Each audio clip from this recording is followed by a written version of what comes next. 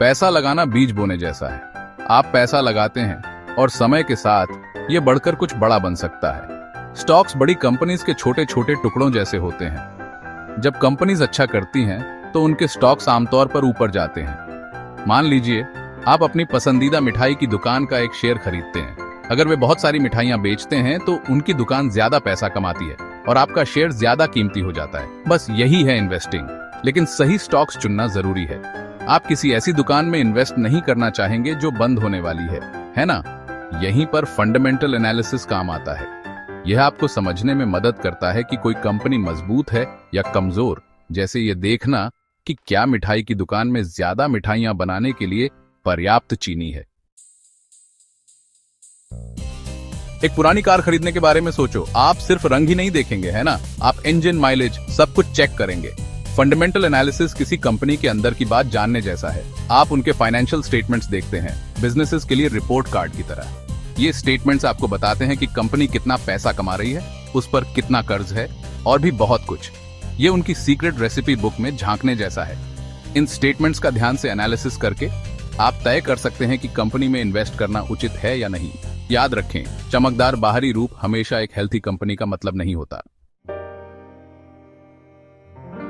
Income statement किसी movie के box office report की तरह होता है। यह आपको बताता है कि कंपनी ने कितना पैसा कमाया या रेवेन्यू, और एक निश्चित समय में उसने कितना खर्च किया या एक्सपेंसेस।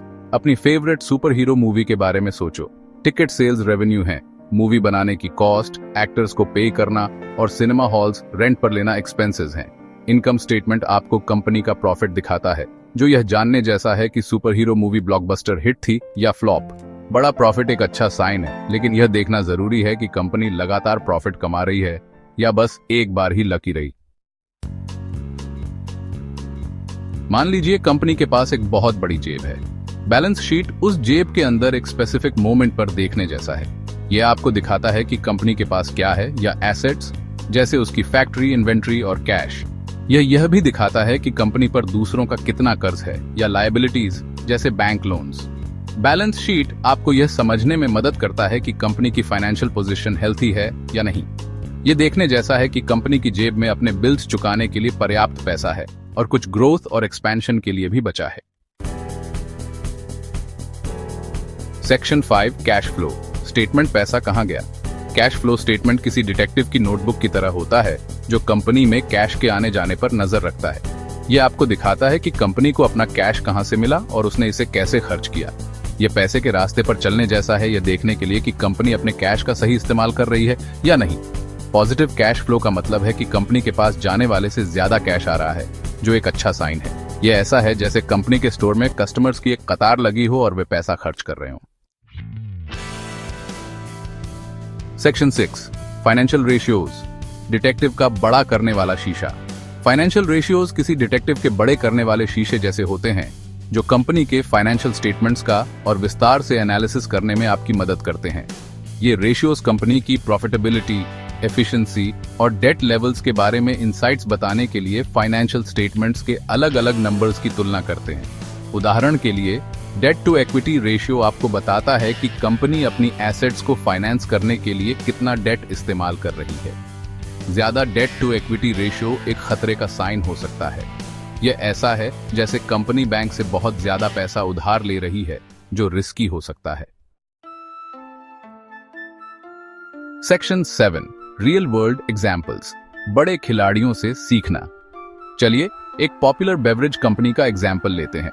उनके इनकम स्टेटमेंट को देखकर आप देख सकते हैं कि उनकी सेल्स बढ़ रही हैं या घट रही हैं। क्या लोग अभी भी उनके ड्रिंक्स पसंद करते हैं या वे दूसरे ब्रांड्स की तरफ जा रहे हैं? बैलेंस शीट आपको बता सकता है कि कंपनी पर बहुत ज्यादा डेट है या नहीं। क्या उन्होंने नई फैक्ट्रीज बनाने के लिए बहुत सारा पैसा उधार लिया था और क्या वे उन लोन्स को चुका सकते हैं? कैश फ्लो स्टेटमेंट आपको दिखा सकता है कि कंपनी अपने ऑपरेशंस और ग्रोथ प्लान्स के लिए पर्याप्त कैश जनरेट कर रही है या नहीं। क्या वे नए स्टोर्स खोल रहे हैं और नए मार्केट्स में एक्सपैंड कर रहे हैं? सेक्शन 8 अवॉइडिंग पिटफॉल्स इन जालों में न फंसें। एक आम गलती सिर्फ भावनाओं के आधार पर इन्वेस्ट करना है। हाइप में न फंसें। सिर्फ इसलिए कि हर कोई किसी खास स्टॉक के बारे में बात कर रहा है, इसका मतलब यह नहीं कि यह एक अच्छा इन्वेस्टमेंट है। एक और नुकसान कंपनी के डेट लेवल्स को नजरअंदाज करना है। हमेशा बैलेंस शीट चेक करें, यह देखने के लिए कि कंपनी पर कितना डेट है और क्या वह आराम से अपने डेट रिपेमेंट्स मैनेज कर सकती है। याद रखें, बढ़िया प्रोडक्ट्स वाली कंपनी भी स्ट्रगल कर सकती है अगर वह डेट में डूबी हो। Section 9, keep learning, stock market success का सफर। फंडामेंटल एनालिसिस में महारत हासिल करने में समय और मेहनत लगती है। अगर शुरुआत में यह बहुत ज्यादा लगे तो निराश न हो। बेसिक सीख कर शुरुआत करें और धीरे धीरे अपने नॉलेज को बढ़ाएं। बहुत सारे रिसोर्सेज उपलब्ध हैं, बुक्स से लेकर वेबसाइट्स तक, ऑनलाइन कोर्सेज तक, जो आपके जर्नी में आपकी मदद कर सकते हैं। याद रखें, इन्वेस्टिंग एक मैराथन है, स्प्रिंट नहीं। फंडामेंटल एनालिसिस के सिद्धांतों को लगातार अप्लाई करके आप इन्फॉर्म्ड इन्वेस्टमेंट डिसीजंस लेने की अपनी चांसेस बढ़ा सकते हैं और अपने फाइनेंशियल गोल्स अचीव कर सकते हैं।